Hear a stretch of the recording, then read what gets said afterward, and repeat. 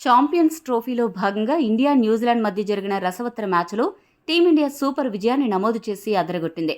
ICC టోర్నమెంట్లో ఎప్పుడు ఇండియాకి షాక్ ఇచ్చే న్యూజిలాండ్ ఈసారి భారత స్పిన్ ఉచ్చులో చిక్కుకుని విలవిల్లాడింది. మొన్ననే భారత గడ్డపై టెస్ట్ సిరీస్ను క్లీన్ స్వీప్ చేసిన న్యూజిలాండ్ను రోహిత్ సేన ఈరోజు మ్యాచ్లో ఓడించి ప్రతీకారం తీర్చుకుంది. ఈ మ్యాచ్లో టీమిండియా 44 పరుగుల తేడాతో విజయాన్ని దక్కించుకుంది. న్యూజిలాండ్ జట్టు తరపున మ్యాట్ హెన్రీ 5 వికెట్లు తీయగా విలియమ్సన్ 81 పరుగులు చేసి టాప్ స్కోరర్గా నిలిచాడు. వీరిద్దరూ బాగా ఆడినా న్యూజిలాండ్ గెలుపుకు ఈ ఫైర్ సరిపోలేదు. మరోవైపు టీమిండియాలో ఏమో ఎక్కువ మంది ఆటగాళ్లు సమిష్టిగా రాణించి భారత గెలుపులో తమ వంతు పాత్ర పోషించారు. బ్యాటింగ్లో అయ్యర్, అక్సర్, హార్దిక్ అదరగొట్టగా బౌలింగ్లో వరుణ్ చక్రవర్తి 5 వికెట్లు పడగొట్టి వైల్డ్ ఫైర్ చూపించడంతో కివీస్ కథ కంచికి చేరింది. అవకాశం దక్కిన మొదటి మ్యాచ్లోనే చక్రవర్తి కేక పుట్టించే పర్ఫార్మెన్స్తో అదరగొట్టి సెమీస్లో ఆడబోయే జట్లకు ఖచ్చితంగా దడ పుట్టించి ఉంటాడు.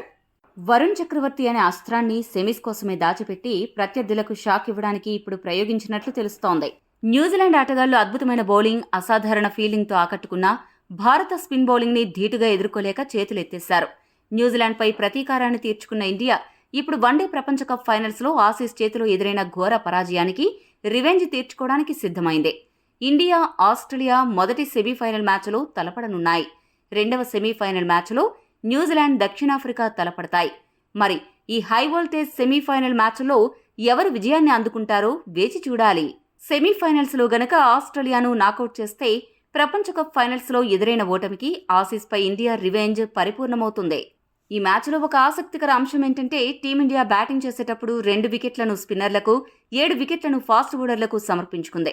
న్యూజిలాండ్ జట్టేమో కేవలం 1 వికెట్ మాత్రమే ఫాస్ట్ బౌలర్కు సమర్పించుకుని ఏకంగా 9 వికెట్లు స్పిన్నర్లకు సమర్పించుకుంది.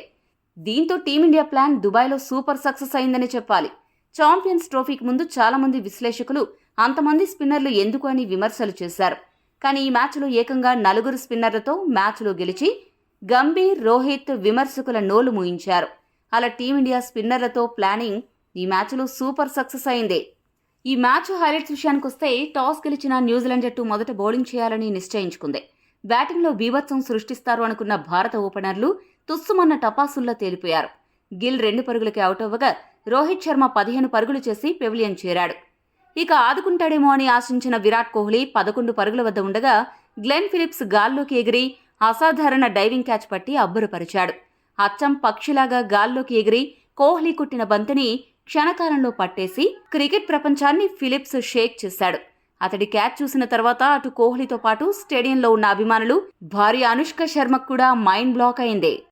30 పరుగులకే 3 వికెట్లు కోల్పోవడంతో భారం మొత్తం టీమిండియా మిడిల్ ఆర్డర్ బ్యాటర్లపై పడింది. ఇటువంటి పరిస్థితుల్లో ఆ భారాన్ని బాధ్యతగా తీసుకుని శ్రేయస్ అయ్యర్, అక్సర్ పటేల్ ఇద్దరు కూడా అద్భుతమైన బ్యాటింగ్తో అదరగొట్టి టీమిండియాను కష్టాల నుంచి కొద్దిగా బయటపడేశారు. న్యూజిలాండ్ బౌలర్లు ఎంత వైవిధ్యమైన బంతులు వేసినా వీరిద్దరూ మాత్రం ఎక్కడా తగ్గకుండా బ్యాటింగ్ చేసి టీమిండియాను అద్భుతంగా ఆదుకున్నారు. వీరిద్దరూ ఈ స్థాయిలో బ్యాటింగ్ చేయకపోయి ఉంటే భారత్ జట్టుకు మరిన్ని కష్టాలు ఎదురయ్యేవి. అయ్యర్ నెంబర్ 4 స్థానానికి సరైన న్యాయం చేయగా లెఫ్ట్ రైట్ కాంబినేషన్లో భాగంగా 5వ స్థానంలో వచ్చిన అక్సర్ పటేల్ కూడా యాంకర్ రోల్ పోషిస్తూ అదరగొట్టాడు. అయితే వీరిద్దరూ కలిసి 98 పరుగుల భాగస్వామ్యం నెలకొల్పిన తర్వాత అర్ధ సెంచరీ చేస్తాడు అనుకున్న అక్సర్ పటేల్ 42 పరుగుల వద్ద అవుట్ అయ్యాడు. ఆ తర్వాత రాహుల్తో కలిసి బాగా బ్యాటింగ్ చేస్తున్న అయ్యర్ సెంచరీ చేస్తాడు అనుకుంటున్న తరుణంలో 79 పరుగుల వద్ద అవుట్ అవడంతో అభిమానులు మరింత నిరాశ చెందారు.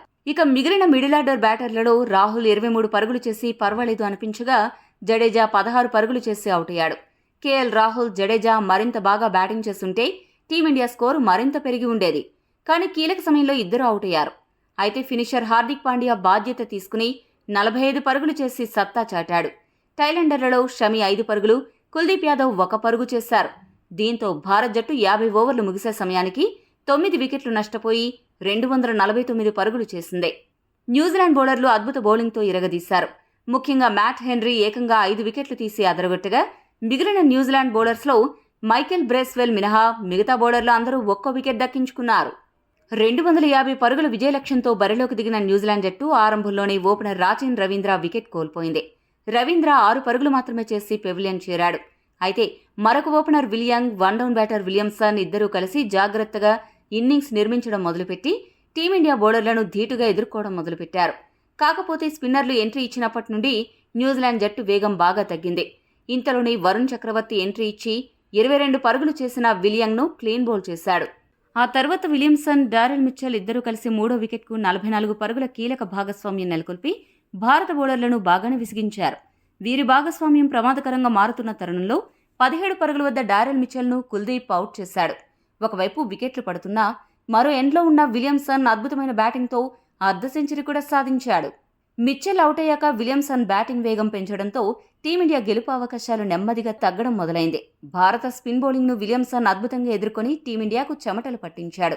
విలియమ్సన్ పాతుకుపోవడంతో మరో ఎండ్లో ఉన్న బ్యాటర్లను అవుట్ చేయాలని భారత బౌలర్లు డిసైడ్ అయ్యారు. ఇదే క్రమంలో టామ్ లాథమ్ 14 పరుగుల వద్ద, జడేజా బౌలింగ్లో అవుట్ అయ్యాడు. వరుణ్ బౌలింగ్లో గ్లెన్ ఫిలిప్స్ 12 పరుగుల వద్ద, బ్రేస్వెల్ 2 పరుగులకు అవుట్ అయ్యారు. డిఆర్ఎస్ తీసుకుని ఉంటే బ్రేస్వెల్ నాటౌట్గా నిలిచేవాడు. కానీ న్యూజిలాండ్ ఆ అవకాశాన్ని వాడుకోలేదు. ఇక మ్యాచ్ ఆరంభం నుండి ఒంటరి పోరాటం చేస్తున్న విలియమ్సన్ 81 పరుగుల వద్ద అక్షర్ పటేల్ బౌలింగ్లో స్టంపౌట్ అవడంతో టీమిండియా గెలుపు ఖాయమైంది.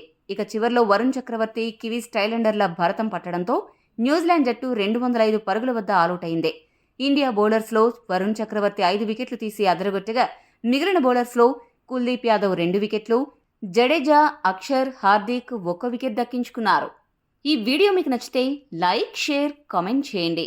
మరిన్ని స్పోర్ట్స్ అప్డేట్స్ కోసం మా ఛానల్ను సబ్స్క్రైబ్ చేసుకోండి.